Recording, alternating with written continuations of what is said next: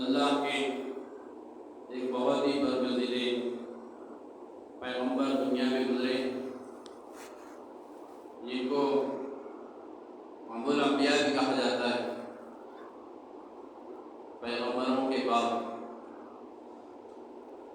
یعنی بہت سے پیغمبروں جو ہے آپ کے نسل میں، آپ کی اولادوں میں سے پیدا ہوئے۔ ابراہیم علیہ السلام، جن کو ابو الانبیاء بھی کہا جاتا ہے،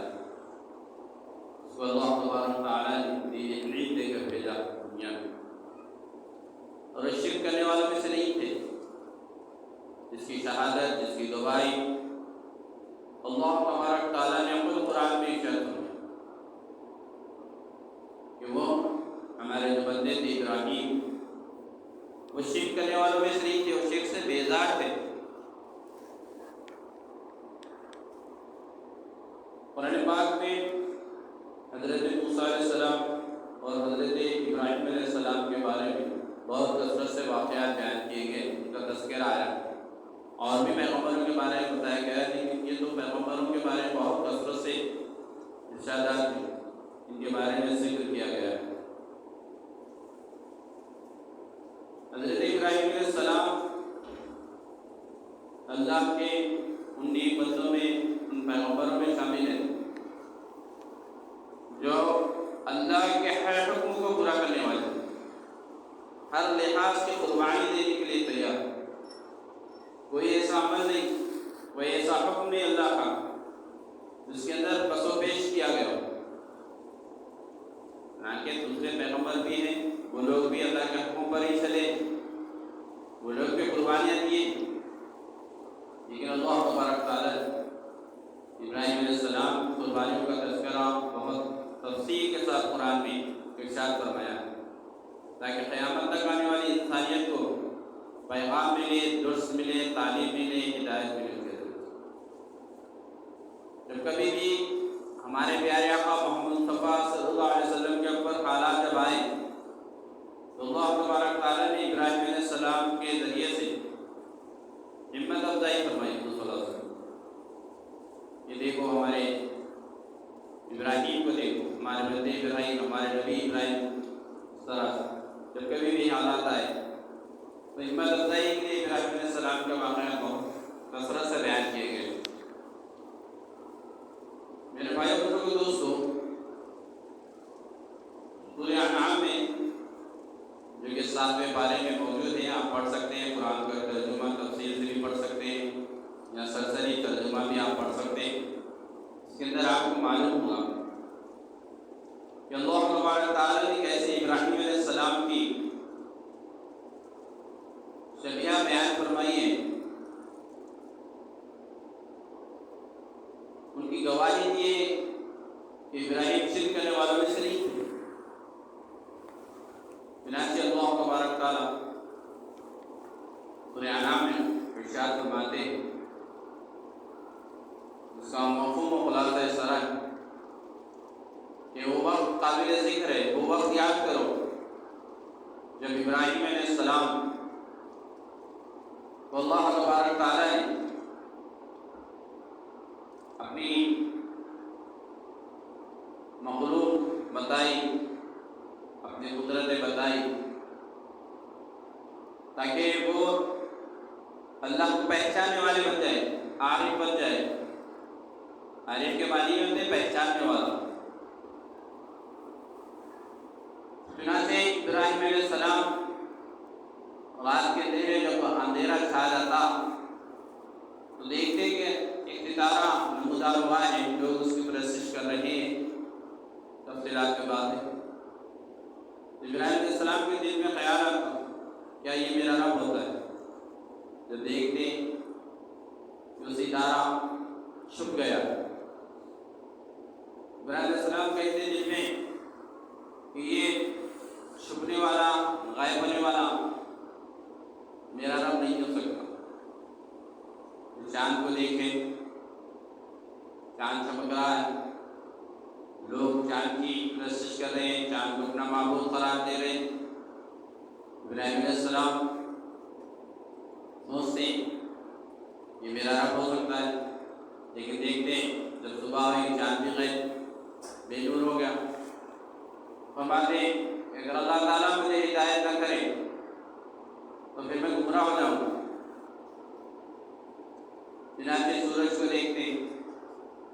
ذرا بڑا اور کافی زیادہ چمکدار، لوگ سورج کی پرستش کر رہے ہیں، اس کو اپنا معبود قرار دے رہے ہیں، تو خیال کرتے ہیں یہ بڑا ہے، شاید یہ میرا رب ہو سکتا ہے، لیکن دیکھیں گے سورج بھی بے نور ہو گیا، شام ہوتے ہیں کہ سورج بھی ڈوب گیا، فرمانے لگتے ہیں دل میں تمام شرکوں سے بیزار ہوں، اور میں اپنے چہرے کو اپنے اس رب کی طرف کرتا ہوں جو ان شرک سے پاک ہے۔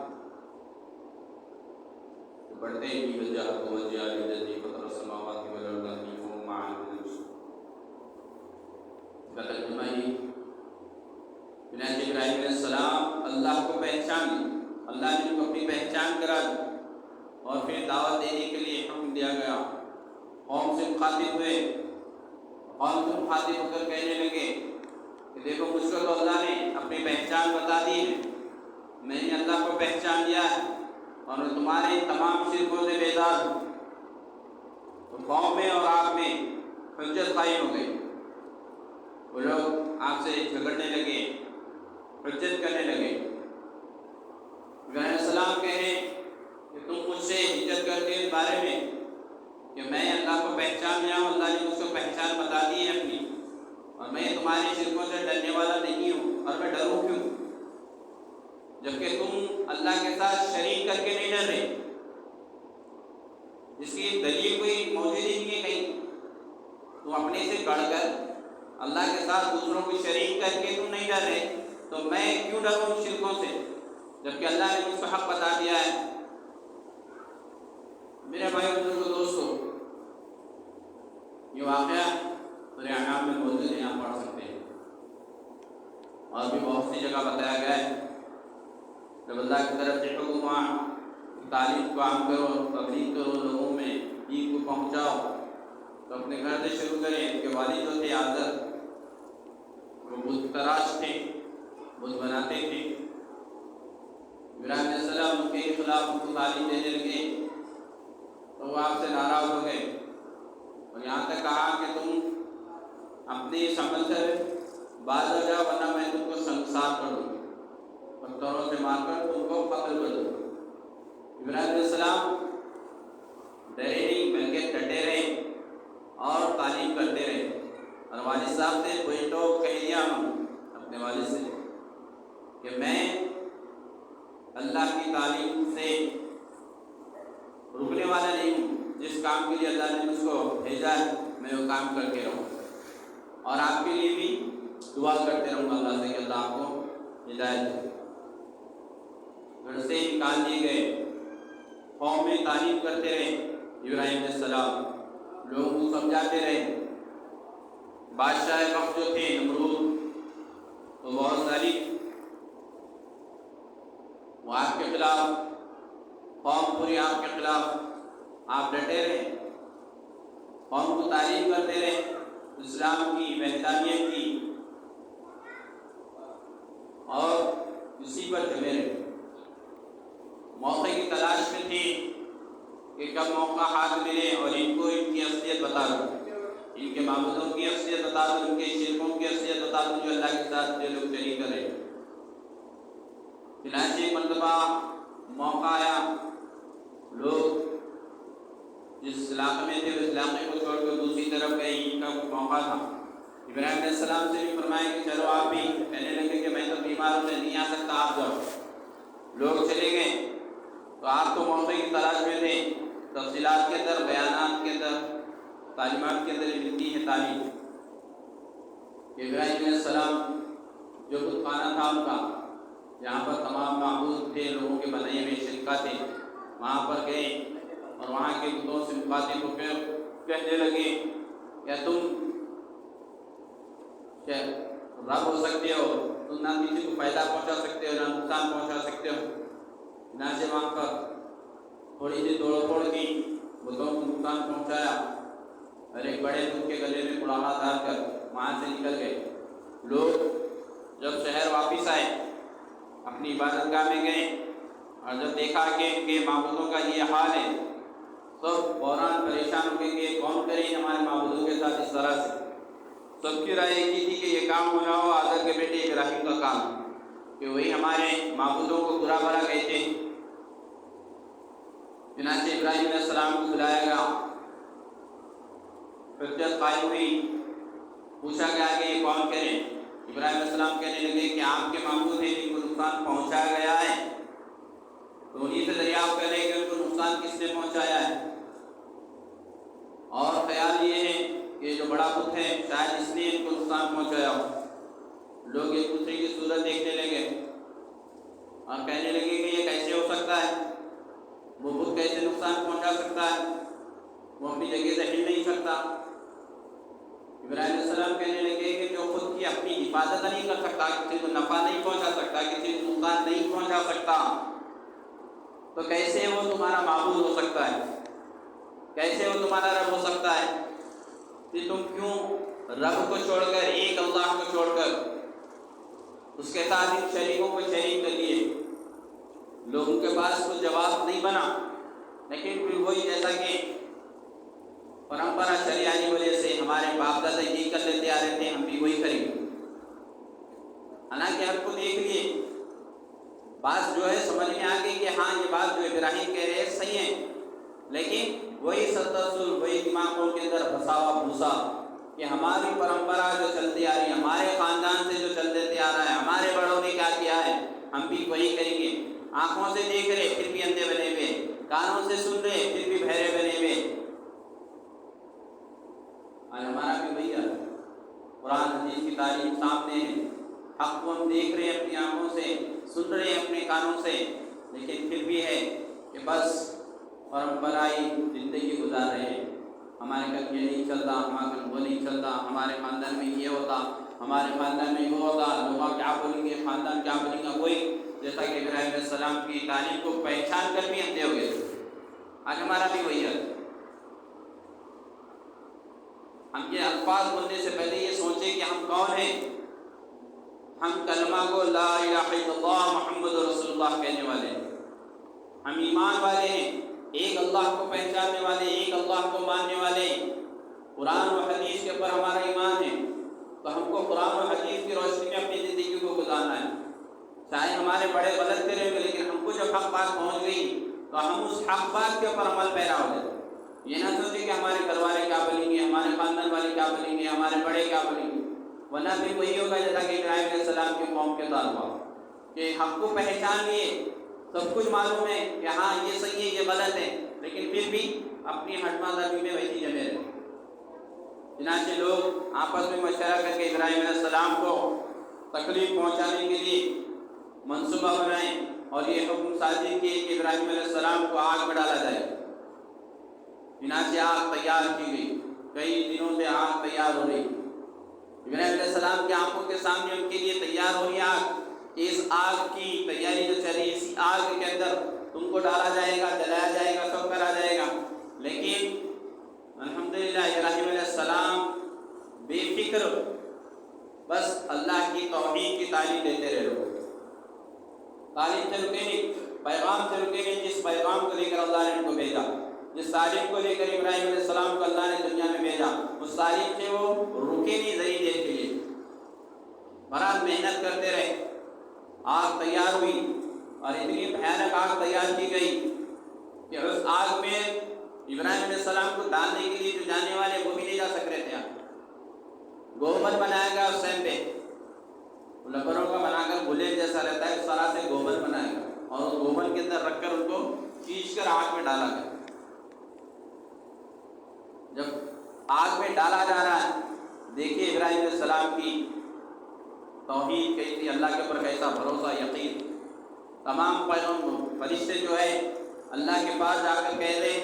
اے رب العالمین، آپ کے خلیل کو آگ میں ڈالا جا رہا ہے، ہم ان کی کچھ مدد کریں۔ روایتوں میں بات ملتی ہے تفصیلات کے اندر، اللہ تبارک تعالیٰ فرمانے لگے کہ میرے ابراہیم کو تمہاری ضرورت نہیں ہے، پھر بھی تمہارا اگر دل چاہ رہا تو جاؤ پوچھو کیا آپ کو مدد ہونا تمہارا۔ ایک ایک فرشتے آ رہے ہیں ابراہیم علیہ السلام کے پاس اور کہہ رہے ہیں کہ ابراہیم علیہ السلام آپ حکم دو آگ کے فرشتے آئے، ہوا کے فرشتے آئے، آ کر کہنے لگے ابراہیم علیہ السلام آپ اگر حکم دے تو ایسی ہوا ابھی ذری دیر میں کر دوں کہ آگ یہاں سے ذری دیر میں بجھ جائے یا دوسری طرف چلی جائے۔ ابراہیم علیہ السلام کہنے لگے کہ میرے لیے میرا اللہ کافی ہے۔ پانی کے فرشتے آ گئے، کہنے لگے ابراہیم علیہ السلام آپ حکم دے ایسی بارش کرو ذری دیر میں کہ آگ پل بھر میں آگ جھپکے تک آگ بجھ جائے، کوئی آگ جھپکے تک آگ بجھ جائے۔ ابراہیم علیہ السلام کہنے لگے کہ میرے لیے میرا اللہ کافی ہے۔ ہر ایک جن آتے گئے جاتے گئے، لیکن ابراہیم علیہ السلام کی جو اللہ کے اوپر یقین تھا وہ یقین میں تنزل نہیں آیا، گڑبڑاہٹ نہیں ہوئی، بس اللہ کے اوپر پورا کامل یقین تھا ابراہیم علیہ السلام کہ میرے لیے میرا اللہ کافی ہے۔ کہتے ہیں کہ ہمارے اندر بھی اگر ابراہیم علیہ السلام کے جیسا ایمان اگر پختہ ہو جائے، ایمان آ جائے تو پھر آگ بھی گلستہ بن سکتی ہے ہمارے لیے۔ لیکن ہم کو پہلے چاہیے کہ اپنے ایمان کو مضبوط کریں، جیسا ایمان ابراہیم علیہ السلام کا تھا اللہ کے اوپر، جیسا یقین اور بھروسہ ابراہیم علیہ السلام کو تھا کہ آگ آنکھوں سے دیکھ رہے ہیں، جلا رہی ہے تو، لیکن ابراہیم علیہ السلام کو یہ ہے کہ نہیں یہ آگ میرا کچھ نہیں بگاڑ سکتی جبکہ اللہ کا حکم نہ ہو۔ ہم بھی ایسا ہی ایمان بنائیں اپنا۔ ہم ذرے سے مسائل آتے ہیں کہ پریشان بحران ہو جاتے ہیں، ذرے سے مسائل آتے ہیں کہ بحران پریشان کیا ہوتا ہے کہ کیا نہیں، کیا ہوتا ہے کیا نہیں۔ ویسا نہیں، مضبوط ایمان بناؤ اللہ کا، یقین ویسا رکھو جیسا ابراہیم علیہ السلام کا یقین تھا۔ پھر وہ آگ بھی آپ کے لیے گلستہ بن جائے گی، وہ مسائل بھی آپ کے لیے آسانی کا ذریعہ بن جائے گی، مشکلات بھی آپ کے لیے راحت کا سامان بن جائے گی۔ چنانچہ ابراہیم علیہ السلام کو جب وہ جس آگ میں ڈالا گیا، اللہ تبارک تعالیٰ کی طرف سے آگ کو ڈائریکٹلی حکم ہوا کہ اے آگ میرے ابراہیم کے لیے تو سلامتی والی بن جا، میرے ابراہیم کے لیے تو سلامتی والی بن جا، نہ تیرے میں اتنی گرمی ہو کہ میرے ابراہیم کو گرمی محسوس ہو، اور نہ اتنی ٹھنڈک ہو کہ ابراہیم علیہ السلام کو ٹھنڈک محسوس ہو۔ برحال معتدل ایک دم خوشنما ماحول وہ آگ کے اندر۔ بعد میں جب معلومات کی گئی ابراہیم علیہ السلام سے کہ آپ نے زندگی کے کتنے دن گزارے ہیں، کون سے دن بہترین تھے، بعض روایتوں میں یہ بھی ہے کہ جب ان سے پوچھا گیا کہ جب آپ کو آگ میں ڈالا گیا تو آپ کیسا محسوس کر رہے تھے، ابراہیم علیہ السلام فرمانے لگے کہ میری زندگی میں بہترین اگر کوئی دن تھے تو وہی 40 دن تھے جو آگ میں تھا، کہ میرے لیے ابراہیم اللہ تبارک تعالیٰ نے آگ کو گلستہ بنا دیا۔ میرے بھائی بزرگوں دوستوں، ہم بھی حضرت ابراہیم علیہ السلام ایمان اپنا مضبوط بنائیں، اللہ کے اوپر کامل یقین رکھیں، اور بھی تفصیلات انشاءاللہ آتے رہیں گی۔ ابھی تو تھوڑا سا واقعہ آپ کے سامنے ابراہیم علیہ السلام کا، اسماعیل علیہ السلام پیدا ہونے سے پہلے کا بیان کیا ہوں، انشاءاللہ تعالیٰ آئندہ وقت میں اسماعیل علیہ السلام کے بارے میں بھی بتاؤں گا انشاءاللہ تعالیٰ۔ میرے بھائی بزرگوں دوستوں، یہ تو ایک بات ہوگی۔ دوسری بات یہ ہے کہ جو صاحب نصاب ہے، جو مالدار حضرات ہیں، ان کے اوپر قربانی واجب ہے۔ گھر میں جتنے بھی حضرات مالدار ہوں گے، صاحب نصاب ہوں گے، ان تمام کی طرف سے قربانیاں واجب ہوتی ہیں۔ گھر میں 10 جنے بھی اگر مالدار ہیں، صاحب نصاب کی استطاعت میں، تو پورے 10 جنوں کی طرف سے بھی قربانیاں دینا ہے، 10 قربانیاں دینا ہے۔ ایسا نہیں کہ ایک بکرا ڈالیے اور پوروں کی طرف سے ہو گیا، ایسا نہیں۔ ہاں بڑا جانور ہے تو اس میں 7 حصے ہو سکتے ہیں، بڑا جانور ہے تو اس میں 7 حصے ہیں، لیکن چھوٹے جانور کے اندر ایک ہی حصہ ہوتا ہے۔ اور جو جن کے اوپر واجب ہو رہی ہے قربانی، ان کے نام سے دینا ہے، چاہے 10 سال سے بھی ایک کے نام پہ آ رہی ہے قربانی۔ ہمارے گھر کیا ہے، تھوڑا کم علمی کی وجہ سے ہم لوگ یہ سمجھتے ہیں کہ بھائی یہ سال میں ابا کے نام سے دیے تو اگلے سال میں امی کے نام سے دیں گے، یہ سال میں یہ بیٹے کی طرف سے دیے، حالانکہ وہ نابالغ ہے، اس کے اوپر واجب ہی نہیں۔ اگر دے دے رہے 2 حصے لے کے آپ 1 حصہ بچے کے نام پہ دے رہے تو الگ بات ہے، لیکن جس کے اوپر واجب ہو رہی ہے اس کے اوپر پہلے دینا ہے۔ اس کو نہیں دیں گے آپ نفی کے اوپر دیں گے تو پھر یہ فرض تو جو آپ کے اوپر واجب تھا وہ آپ کو دینا پڑے گا۔ تو اس مسائل کا بھی خیال رکھیں۔ اگر معلومات نہیں ہے تو بعد میں بھی آپ لوگ مجھ سے مل کے رابطہ کر سکتے ہیں، یا پھر اپنے متعلقہ جو بھی علماء کرام ہیں آپ مجھ سے رابطہ کر سکتے ہیں اس بارے میں۔ اور دوسری بات یہ جو حضرات قربانی دینے والے ہیں، آج 27 تاریخ ہے، کل 28 اور پرسوں یعنی اتوار کے دن 29 تاریخ آ رہی ہے، تو شاید 29واں چاند ہو گیا تو پھر آپ اتوار کی مغرب سے پہلے تک کٹنگ وغیرہ کرا لینا ہے، بال ہے ناخن وغیرہ جو بھی ہیں وہ اتوار کی مغرب سے پہلے یعنی عصر کے وقت عصر تک آپ کمپلیٹ کر لینا ہے۔ پھر 10 دن تک کیا ہے جو قربانی دینے والے حضرات ہیں وہ بال ناخن وغیرہ نہیں تراشتے، اس کا بھی خیال ہے۔ ہاں اگر پھر 30واں چاند ہو گیا تو پھر پیر کی عصر تک بھی آپ کر سکتے ہیں مغرب سے پہلے، لیکن اس میں کیا ہے ذرا ڈاؤٹ ہوتا ہے، تو اپن اتوار سے پہلے ہی اپنی حجامت وغیرہ جو بھی بنائے ہیں، ناخن وغیرہ، بال وغیرہ کاٹنا ہے تو کاٹ، ٹھیک ہے، اور بھی جو بھی چیزیں ان شاء اللہ آتے ہیں.